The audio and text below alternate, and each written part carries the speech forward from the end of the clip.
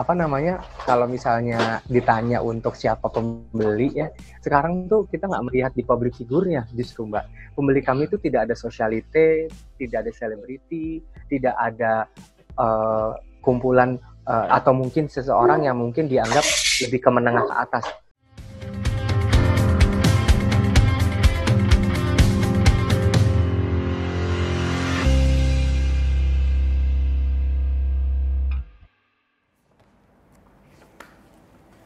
Halo audiens sekalian, kita berjumpa kembali dalam acara Talk with Ellie dengan bintang tamu yang seru dan inspiratif. Tamu kita kali ini adalah Barli Asmara, seorang desainer yang telah malang melintang dalam dunia high fashion di tanah air. Seperti apakah kiat suksesnya agar tetap bertahan dan bisa eksis dalam dunia fashion di tengah wabah COVID-19 dan era new normal sekarang ini? Mari kita ikuti perbincangan berikut ini. Halo Mas Barli, apa kabar? Baik, alhamdulillah. Gimana di sana, kabar baik? Baik juga. Langsung aja ya kita wawancara nih, Mas Barli, cerita dong setelah cukup lama di dalam rumah, apa aja nih yang sudah dihasilkan? Mungkin ada karya-karya desain spektakuler. Oke, sebelumnya saya terima kasih karena memang diberikan kesempatan untuk interview kali ini, dan ini interview yang sangat berbeda sekali karena jujur biasanya kami kan kalau interview door to door itu biasanya langsung ya. Ini juga praktek yang pertama, eksekusi yang pertama dengan menggunakan Zoom seperti ini, jadi kan kayaknya jarang banget buat aku. Nah, ternyata nggak sulit, dan memang ini juga sangat menarik sekali karena ternyata walaupun kita di rumah atau bekerja di rumah, stay at home, ternyata ada satu hal yang menariknya adalah kita masih bisa berkomunikasi, ya kan? Nah, di sini kalau ditanya apa saja yang dikerjakan, ini adalah bentuk komunikasi aku di workshop aku adalah di depan aku ini semua adalah box-box yang bertumpukan. Di depan aku ini adalah para staff aku yang sedang packing box-box yang akan dikirimkan per harinya. Itu kita mengirimkan barang tersebut ke customers kita, ke pelanggan kita, pembeli kita di website. Website kita yaitu barliasmara.id. barliasmara.id. Nah, si pembeli tersebut per hari, tadi aku sebelum kalian interview, aku sempat ngecek satu halaman. Sedangkan ada 4 halaman, total 150 customer. Wow. Ya, jadi kalau misalnya dilihat, jadi sebenarnya box ini ada 150. Dan ini manual bikinnya. Bikin manual ya? Iya. Oke. Jadi ternyata banyak ya yang dikerjakan ya untuk pesanan-pesanan. Ya, jadi satu di rumah itu aku bekerja, satu pasti masih menjalani production untuk kalau ada revisi. Jadi yang pertama, yang kedua kita ada quality control kalau misalnya barang tersebut yang akan kita kirimkan ke seluruh Indonesia pelanggan kami itu masih ada beberapa part kecil yang harus kita revisi. Kita harus standby.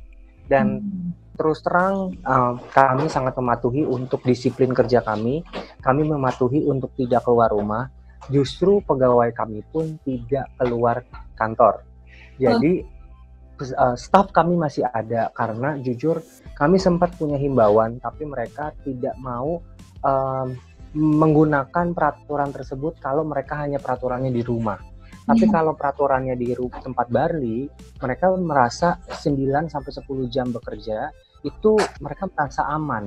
Jadi separuh waktunya mereka tinggal pulang, tinggal istirahat, bukan nongkrong, bukan social network lagi. Jadi social distancingnya mereka harus punya waktu untuk dikondisikan bekerja dulu di tempat aku, pulang tinggal istirahat. Nah, untuk pekerjaan aku yang sehari-hari ini, jadi pertama aku packing.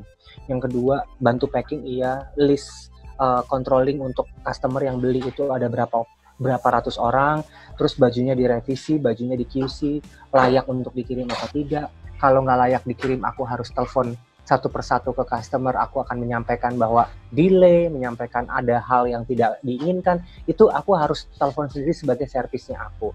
Nah, kalau untuk desain baru, tadi ada sempat ngomong mungkin desain baru. Jadi di saat ini kita sudah tidak mendesain dulu karena kami sudah kita sudah produksi in total ada 3.000 pieces kurang lebih. Nah, 3.000 pieces tadinya nih Mbak, itu di rumah tuh kita emang udah penuh dengan Penuh ya? semua pakaian penuh. Itu di depan aku di tangga udah nggak ada jalan apa segala macam. Tapi sekarang udah berkurang dan udah terkurasi karena si pembeli tadi gitu. Nah alhamdulillah sekarang tuh tinggal hanya menghitung hari untuk Lebaran. Jadi kita juga akan tutup penjualan kita di closing tuh di tanggal 20 Mei. Ya, berarti semua yang dikerjakan ini sebenarnya pesanan yang sudah laku ya sebenarnya. Belinya jadi misalnya belinya kemarin kita kirim hari ini, belinya tadi malam kita kirimnya hari ini. Okay. Jadi biasanya kirim itu H+1 setelah pembelian. Jadi dia tidak PO, dia tidak pesan dulu sebelumnya, beli direct langsung saat itu. Jadi kita mengirimkan sesuai dengan mereka mau pesannya regular atau batch, karena kan kita punya partnership untuk ekspedisi. Jadi tinggal mereka pilih aja sebenarnya mau pengirimannya seperti apa. Karena kalau PO sebenarnya barang kita tuh jadi nggak laku kalau PO Mbak. Karena apa? Karena mereka kayak ngerasa kalau misalnya PO mesti nunggu seminggu. Akhirnya mereka ngerasa kayak, aduh nanti gue ketinggalan bajunya, udah habis gitu atau apa gitu. Mendingan barangnya udah jadi. Makanya kita beranikan 3.000 investasi kita dengan produk ya semuanya ready to wear dan ready untuk dibeli gitu. Ya.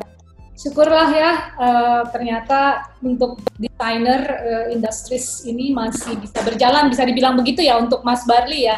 Alhamdulillah banget, makanya jadi ya aku bersyukurlah sama Allah Subhanahu Wa Taala karena memang ya kita sudah mempersiapkan. Jadi kunci pertamanya adalah timeline. Karena kan aku tuh tadinya kalau dibilang timeline tuh suka bocor sama timeline gitu. Kadang-kadang suka lewat aja timeline, kadang-kadang suka menggampangkan. Tapi this year kita udah sama-sama bikin porsi formulanya itu kurang lebih 6 bulan yang lalu gitu. Jadi makanya barang kita itu sudah delivery ke kita di gudang itu dalam waktu Januari Februari itu parsial. Jadi Januari nyampe, Februari nyampe, Maret nyampe, April pun terakhir nyampe gitu. Baru bisa kita jualan. Nah, kerjaan produksinya justru tahun lalu bukan baru kemarin. Iya. Lalu dari seluruh koleksi yang ada ya, yang paling laris itu yang mana sih sekarang? Ada namanya itu Malati. Jadi di website kami ada barliasmara.id. Jadi yang duluan laku itu ada namanya Malati, terus ada Ayana, ada Iona, ada Marigold, terus itu udah sold out ya. Ada Leodra. Jadi lumayan sih, maksudnya kita juga kaget juga sih. Jadi yang sekarang tinggal di website tuh tinggal yang sisa-sisa aja sebenarnya. Jadi makanya ada beberapa yang artikel kita sudah tampilkan sebelumnya, surprisingly sudah sold out gitu. Iya. Lalu kalau untuk koleksi couture atau yang pesanan khusus bagaimana? Dan kan kebetulan banyak artis, selebriti, sosialita kan langganan Mas ya? Aduh Mbak, kalau sekarang ya kalau ditanya kalau misalnya ditanya untuk siapa pembeli ya, sekarang tuh kita nggak melihat di public figure-nya justru Mbak. Pembeli kami itu tidak ada sosialite, tidak ada selebriti, tidak ada kumpulan atau mungkin seseorang yang mungkin dianggap lebih ke menengah ke atas. Justru kami pembelinya itu seluruh Indonesia ini Mbak, yang notabene maksudnya pembelinya kita random. Malah belinya bisa sekaligus 5, sekaligus 10, sekaligus 8. Jadi kalau misalnya ngomongin couture, ya aku cukup bisa mengatakan gini, apakah aku ingin menjadi seorang desainer couture saja yang pada saat lebaran kami hanya menerima pesanan antar saja. Tapi kalau sekarang kami menjadi seorang desainer, saya menjadi seorang desainer yang mempunyai brand produk yang bisa existingnya dan ekspansinya ke 3.000 pembeli kita. Nah, ketimbang kita belinya satuan gitu loh. Jadi misalnya kalau beli satuan yang ada orang datang ngukur, permak, aduh capek nggak sih gitu. Mendingan sekarang udah kita tinggal masukin barang ke dalam box kami ini, kan? Terus packing kita kirim gitu loh. Dan nggak usah ribet, mereka tinggal beli di website gitu loh. Jadi ya bukan aku meninggalkan sisi kuturnya, kutur itu akan ada kok. Tapi kalau kita aktif dan kita memang terus produktif dengan produk, justru sebenarnya sebagai desainer itu akan terlihat. Karena kalau kita bikin baju couture, itu kan cuma hanya seasonal kan. Tapi kalau kita jualan online, produk kita yang terus aktif, otomatis dalam waktu periode 1 bulan ini kita udah 3.000. Nanti bulan habis lebaran kita harus cetak berapa lagi? Nah itu yang kita sebut namanya memang jadinya daily produktifnya gitu loh, atau sebulan produktifnya gitu, atau monthly produktif ya. Ya, jadi ready to wear ya, yang memang sekarang ready to wear. Sekarang ready to wear, betul sekali. Terus bisa cerita nggak sih, kan untuk selama ini kan Barli sudah jatuh bangunnya dalam industri fashion ya. Kasih tahu dong tipsnya ke audiens kita kalau mau menjadi desainer itu apa sih resepnya sehingga siap gitu ya.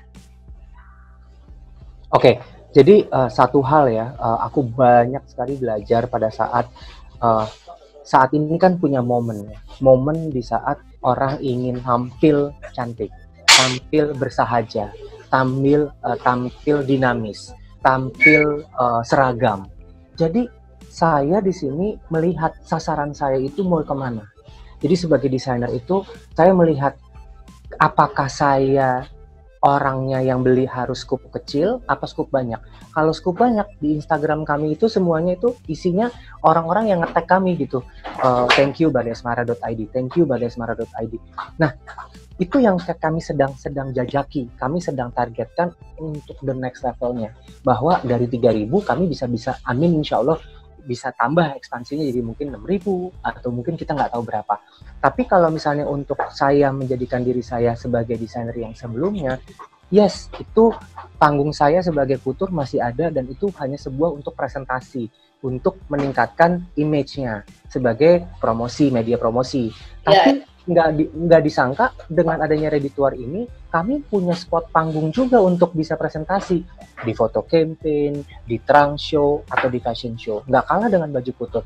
Malah menariknya, saat kita fashion show baju Ready to Wear ini, saat itu kita jualan, saat itu show, saat itu kita jualan. Nah, ini kalau ditanya tipsnya, kuncinya sih sebenarnya saya harus bisa buka mata, gitu, buka pikiran saya dan mindset saya, open minded saya bahwa saya mau stuck di sini sebagai desainer yang idealis yang belum tentu ideal buat banyak orang, apa saya bisa membuat untuk baju banyak orang. Karena gini, kalau misalnya saya ngikutin jatuh bangun saya kemarin 2015 sampai 2017 itu begini nih. Oke. Ya. Nah, untuk naikin kembali, kalau saya nggak siap-siap mental dengan mau naikinnya ke atas, nama itu kan, Mbak, kalau sekalinya jatuh, ya udah jatuh. Ya, susah bangkit ya. Nah, ini yang saya harus koreksi dan saya harus kasih tips kepada banyak orang di luar sana bahwa kita ini jangan menuntut diri kita atau kita gengsi terhadap diri kita bahwa oh, gua ini desainer teratas, gua harus bikin baju yang mahal. Jangan. Sekarang yang pengen bajunya Barli itu ternyata banyak sekali, Bu. Ini baru kapasitas kami 3.000. Beli gimana kalau 10.000? Iya. Gitu loh. Ngerti nggak? Gitu loh. Nah, makanya jadi saya harus bisa mawas diri bahwa yang saya cari ini sekarang bukan hanya eksistensi saja. Jadi desainer yang memang untuk di luar sana yang untuk generasi baru, mohon bukan tampilannya saja, tapi produknya. Karena tampilan bagus, kalau produknya nggak ada, nggak laku di. Berapa juta? Iya. Benar-benar. Tampilan bagus, produknya ada, layak untuk dijual, harganya affordable, automatically Mbak mau beli. Tiba-tiba aku Mbak pakai baju polkadot. Sorry ya, baju polkadot yang Mbak pakai ini dengan detail pita, dengan segala macam, padu padannya dengan blazer. Baju yang Mbak pakai nggak mungkin harganya itu jutaan. Bener nggak? Nah, otomatis Mbak psikologi untuk kantong belanja itu pengen sekali belanja yang bisa mantapnya sesuai dengan kantong. Itu yang saya pikirkan. Iya. Sampai 3.000 orang yang pembeli karena kantong mereka ada 3.000 orang itu punya kantong. Kebayang, Mbak? Berarti kan perbedaannya sekarang lebaran aja di rumah mereka masih mau belanja. Perbedaannya tetap lebaran di rumah nggak bisa pulang kampung, tetap mau pakai baju bagus dari Barli. Iya, Aku juga sebagai pembuat karyanya juga bangga bahwa pada saat mereka pakai baju walaupun di rumah aja, mereka ingin tampil prima, mereka ingin tampil cantik gitu. Kunci lagi balik supaya kita tetap bisa stabil. Kalau aku sekarang ngambil proses di mana proses pekerjaan aku adalah timeline. Jadi kalau misalnya timeline itu benar, kita siap layak untuk jualan, itu pasti akan jalan lancar. Karena kalau kemarin, kalau misalnya aku timeline-nya salah, tertiba foto campaign-nya belum, foto produknya belum, terus Banyak. iya kan? Terus udah gitu produknya belum dikirim ke gudang kami, telat semua, yang ada nggak bisa jualan, yang ada investasinya zonk. Ya kan? So kita harus manfaatkan waktu sebaik-baiknya.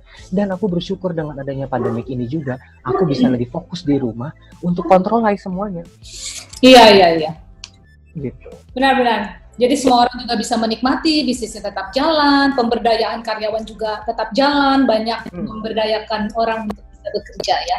Oke, semoga ini 4 kota kami bina untuk lahan kami untuk production. Jakarta ada ada 2 Solo, ada Tasik, ada Garut, ada Tasik sama Kuningan Cirebon. Mereka kan perlu uang, Mbak. Mereka kan perlu income, jadi otomatis kami terus harus supply production kita gitu loh. Lalu Mas kan kalau sosok desainer itu ya, kalau kita lihat di luar negeri pun ataupun di dalam ya, dekat dengan nuansa glamour, lalu ada high maintenance, lalu juga banyak yang terlibat drugs dan lain-lain ya. Menurut Mas gimana ya? Dan banyak mereka ketika masa tua tuh justru uangnya tuh tidak terkumpul. Mengapa tuh Mas? Karena gaya hidup terlalu tinggi atau gimana nih? Kalau Mas Barli kayaknya nggak gengsian ya sekarang. Aduh, amit-amit jamang bayi yang bilangin jalik, jangan sampai. Pokoknya intinya gini, saya melakukan sesuatu itu berdasarkan porsi. Porsinya saya kapasitas bisa bikin 3.000, kemampuan investasi 3.000, kita lakukan 3.000. Pada saat kita punya investasi untuk porsinya adalah kita mau membeli sesuatu barang kami, yang barang yang diperlukan ternyata nggak bisa harus puluhan juta, ya kami pakai ratusan ribu saja. Kami tidak bisa berkesempatan untuk keluar negeri, bukan berarti di luar Indonesia itu tidak ada bisa kita kunjungi, kita masih bisa. Terus jika kita memang nggak bisa harus tiap hari makan enak yang rate-nya itu mahal, ya kita bisa makan yang memang kita bisa bikin sendiri. Jadi sebenarnya kesimpulannya dari semua itu, nomor 1 adalah kita nggak bisa gengsi. Yang kedua, kita emang harus bisa menahan emosi. Yang ketiga, nggak pernah aku dididik untuk lagi melihat jadi di luar sana tuh aku tutup, jadi tutup mata, tutup hati, tutup telinga gitu. Jadi kalau misalnya apa yang dilakukan di luar, kita nggak perlu harus tahu sebenarnya, karena itu jadi gangguan emosional sebenarnya, bahwa orang do that, orang do this, orang bisa begini, orang bisa begitu. Itu yang salah sebenarnya. Nah, aku entah, kalau misalnya tadi Mbak bilang dari Woman Obsession ini bahwa mengatakan di luar sana ada beberapa came out dengan desainer yang akhirnya ujungnya. Nah, itu yang aku sedang susun formulanya, bahwa saat aku sekarang sistem ini sedang lelah dengan capek, aku harus controlling layer ke-1, layer ke-2, layer ke-3, layer 4, terus segala sesuatunya aku harus turun tangan. Nanti suatu hari itu aku udah menabung untuk aku regenerasi. Ngerti nggak? Nah, sedangkan aja barang ini kan udah penetrate, barang ini sudah generate sale, udah penetrasi dan segala macam ini sudah dilakukan. Bagaimana kalau kita mempunyai regenerasi tim? Nah, itu yang aku lagi susun supaya masa tua aku punya tabungan kesehatan, tabungan waktu, tabungan untuk bisa kita enjoy dalam hidup kita. Masa kita mau dituntut hidup aku cuman packing doang, Mbak? Iya, benar. Bener nggak? Nah, untuk masalah kita finansial atau mungkin obsesi kita untuk bahwa kita menjadi seorang nomor 1, enggak, kita menjadi orang kaya. Intinya gini, lo punya target apa? Lo punya misi apa? Kalau memang itu bisa kebeli, lakukan dengan pekerjaan lo. Tapi kalau tidak, ya berarti lo belum cukup. Gitu loh. Aku sih gitu sekarang. Karena buat aku bahwa kehidupan yang di luar yang harus kita show off atau kita memang tampilkan, kalau kita nggak bahagia buat apa? Justru saat ini aku dengan kondisi tadi lagi pakai kaos, aku pakai celana pendek, mungkin nggak mandi seharian, aku pergi juga pakai sandal jepit terus setiap hari, itu it's easy for me. The one thing is adalah happy untuk melakukan apa aja. Iya. Lu bisa kasih tips nggak bagaimana sih supaya kita tuh audiens kami bisa berpenampilan keren dan oke ya, maksudnya kan badannya juga nggak seperti Pragawati, ada masukan?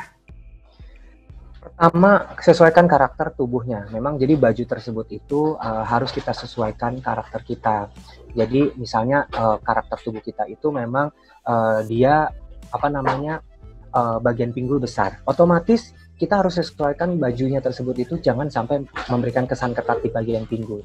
Terus kayak misalnya Renda Renda pada saat orang yang bertubuhnya lebar, renda itu tidak baik untuk dipakai untuk ke samping lebar. Tambah besar ya. Bawah, betul. Yang memberikan slim extra. Namanya slim extra itu dari visual mata kita, which is itu yang namanya visual distraction. Jadi kalau misalnya nanti dilihat, kalau kelihatan kurus dan kelihatan tinggi ya, itu karena renda. Pilihlah sesuatu yang mungkin kalau badannya besar, dadanya besar, mungkin kamuflase terhadap motif. Misalnya Mbak ternyata bagian dadanya, lingkar dadanya besar, makanya pakai polka dot supaya orang terdistraksi. Oh, nggak kelihatan. Atau mungkin dengan pakai employee di depan, atau mungkin pakai kerudung shell-nya atau kerudung scarf-nya, itu yang mencintai ke depan. Terus kalau misalnya lengan besar, saya lihat di bagian lengan Mbak, maksudnya ada kerutan-kerutan. Apakah itu harus kita siasati? Mungkin tangannya bisa kita bikin puffy supaya lingkar lengannya tidak terlalu padat gitu loh. Puffy. Jadi cari blazer yang mungkin sekarang cari yang ada puffy-nya. Terus kalau leher pendek, misalnya Mbak udah pakai anak kerah yang ukurannya 3 cm. Kalau lehernya tidak terlalu tinggi, jangan pakai itu. Ya. Gitu loh. Nah, terus kalau misalnya untuk yang dress misalnya, dress itu ada orang yang memaksakan gitu. Jelas-jelas dia tidak tinggi, tidak kurus. Nah, otomatis baju tersebut jangan terlalu banyak distraksi dengan ruffle atau mungkin berlebihan di bagian badan. Nah, cari yang sesimpel mungkin. Jadi sebenarnya untuk woman obsession ini atau wanita-wanita di luar sana, ngaca sebelum membeli. Melihat sesuai dengan karakter kita, dan tentunya ujung-ujungnya adalah kantong duit sebenarnya. Iya. Terima kasih loh ini tipsnya biar kita bisa oke walaupun nggak perlu mengeluarkan uang terlalu mahal. Ya. Betul. Apalagi kira-kira yang saya bisa? Ya. Lalu bagaimana dengan desainer Indonesia supaya bisa go internasional, Mas? Supaya kita tuh dipandang gitu loh sama di luar negeri. Itu gimana sih, Mas? Wait. Aku bukan mengatakan untuk kita go abroad atau kita go internasional itu salah. Tapi for my opinion saat ini, sekarang untuk terbaiknya saya lebih fokus ke seluruh Indonesia. Oke. Kenapa? Karena pembeli terbesar yang bisa kita rangkul hanya di Indonesia. Di Indonesia. Jadi, ya. Pikiran saya gini, kita memang bisa dikenal kalau bahwa kita seorang desainer. Bahwa dengan eksistensi kita ikutin panggung-panggung terbesar di Jakarta, di luar negeri. Tapi kalau misalnya target saya promosi di luar negeri, tapi bajunya yang beli orang Indonesia saja, ngapain jauh-jauh kita promosi di luar? Oke. Mendingan saya promosinya di Indonesia atau di Jakarta. Jelas gitu, pembelinya juga orang Jakarta dan komunitasnya. Bener nggak? Gitu loh. Last 2 years ago saya ikutan New York Fashion Week. New York the first stage. Sorry to say, pembelinya juga orang Jakarta. Orang Jakarta. Saya kemarin ke Turki tahun lalu, Turki Modest Fashion Week. At the end yang belinya juga orang Jakarta juga karena promosinya kita ada runway di sana. Sorry to say, iya dong, karena di luar sana pun juga kompetisi untuk yang base-nya ada di luar negeri. Jadi saat ini aku maksudnya mohon maaf kalau ada kata-kata yang salah, bahwa saya untuk saat ini lebih obsesi kepada masyarakat yang saya ingin rangkul di Indonesia. Karena ternyata mereka butuh sekali padu padan atau gaya dari Bali atau koleksi dari Bali. Dan itu saya sangat terima kasih untuk, jadi kalau nanti ada yang nonton, semua saya salamin dari seluruh Indonesia karena pembelinya kami sudah terlihat, dan terima kasih banyak sudah menjadi member atau grup barliasmara.id karena ini menjadi satu pencapaian dan apresiasi saya untuk kalian semua, dan ini pencapaian saya di tahun ini bahwa kami belum pernah ada rekor untuk jualan sebanyak ini. Oke, terima kasih banyak ya atas sharingnya. Semoga apa yang diceritakan bermanfaat untuk audiens kami. Amin. Tetap semangat, tetap berkarya, dan tetap menjaga kesehatan. Iya, terima kasih sekali lagi untuk session. Ya, saya doakan selalu sehat, sukses selalu ya. Oke.